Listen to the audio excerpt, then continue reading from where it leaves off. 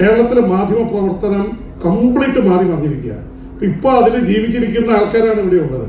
ഇവരെയും ഉൾപ്പെടുത്തിയിട്ട് പുതിയ തലമുറയെ കൂടി ബന്ധപ്പെടുത്തിക്കൊണ്ട് ഒരു കോൺക്ലേവോ അതുമായി ബന്ധപ്പെട്ട എന്താ പറയുക ഒരു മാറ്റത്തിന്റെ അച്ചടി മാധ്യമം, വിഷ്വൽ മീഡിയ, ഓൺലൈനിലേക്കുള്ള പ്രയാണം, ഇതിനെക്കുറിച്ചൊരു ഈ എഐയും കൂടി വരുമ്പോൾ എഐനെ കുറിച്ച് പറയുന്നത് വേറൊരു തരത്തിലേക്ക് പോകാൻ പോവുകയാണ്. അപ്പൊ അതിനെക്കുറിച്ചൊരു ഇത് നടത്തണമെന്നുള്ളൊരു അഭിപ്രായമുണ്ട്.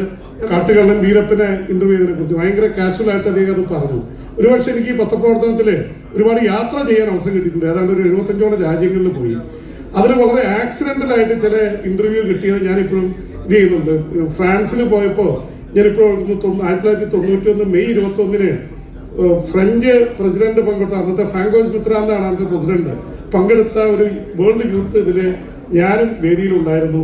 അപ്പോഴാണ് അവിടുത്തെ സമയം 7 മണി, എൻ്റെ ഓർമ്മ 7:15. ഇവിടെ 3-3.5 മണിക്കൂറിന്റെ വ്യത്യാസമാണുള്ളത് ഇന്ത്യൻ സമയമായിട്ട്. പെട്ടെന്ന് ഒരു കടലാസ് കൊണ്ട് കൊടുക്കുന്നു, അദ്ദേഹം ഫ്രഞ്ചിലാണ് സംസാരിക്കുന്നത്. അപ്പൊ രാജീവ് ഗാന്ധി കൊല്ലപ്പെട്ടു എന്ന വാർത്തയാണ് ഫ്രഞ്ച് പ്രസിഡന്റ് പറയുന്നത്, എൻ്റെ പ്രിയ സുഹൃത്ത്. അപ്പൊ അതുകൊണ്ട് അതിനുശേഷം ഇന്ത്യയിൽ നിന്ന് വന്ന ഒരു ജേർണലിസ്റ്റ് എന്ന നിലയിൽ അദ്ദേഹത്തോട് സംസാരിക്കാനായിട്ട് എനിക്ക് അവസരം ലഭിച്ചിരുന്നു. ഇങ്ങനെ കുറെ ഇത് കിട്ടിയിട്ടുണ്ട്. 2 മാർപ്പാപ്പമാരോട്. പിറ്റേ ദിവസമാണ് ഞാൻ റോമിൽ പോയത്.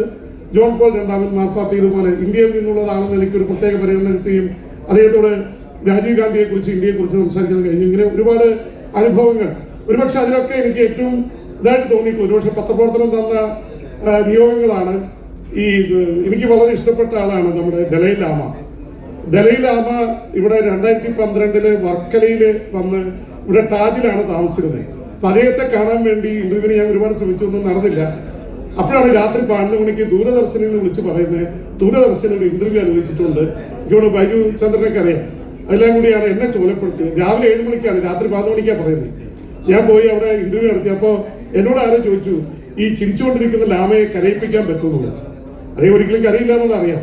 അങ്ങനെ സംസാരിച്ച് അവസാനം വന്നപ്പോൾ ഈ ബ്ലാക്ക് കാറ്റ് കമാൻഡോസ് ഒക്കെ നിൽക്കുന്നുണ്ട്, 5 മിനിറ്റ് കൂടി ഉള്ളതെന്ന് പറഞ്ഞു. എനിക്ക് തോന്നി ഞാനെങ്ങനെയും. അപ്പൊ ഞാൻ ചോദിച്ചു പുള്ളിയോട്, what's your reaction on the youngsters in Tibet? Dalai Lama ചിരിച്ചുകൊണ്ട് പറഞ്ഞു, they are very enthusiastic, very vibrant എന്നുള്ള രീതിയിലൊക്കെ അദ്ദേഹം സംസാരിച്ചു. ഞാൻ പറഞ്ഞു, why then hundreds of your youngsters are committing suicide?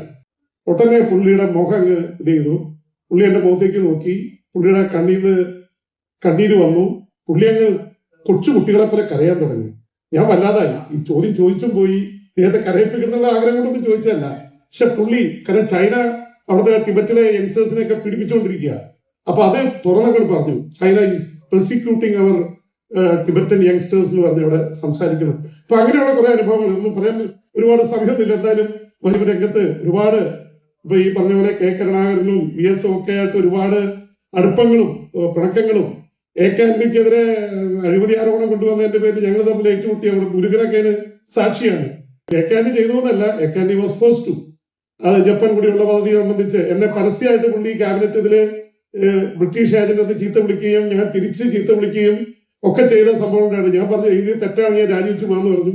പക്ഷേ AK പിന്നീട് ഒരുപാട് പോരാട്ടത്തിന് ശേഷം ഇപ്പോഴും ആ സൗഹൃദം പുള്ളി പറഞ്ഞു, നമുക്ക് ശരിയെന്നുള്ളത് തോന്നി നമ്മൾ എഴുതി. അങ്ങനെയുള്ള ഒരുപാട് സംഭവങ്ങളുണ്ട്.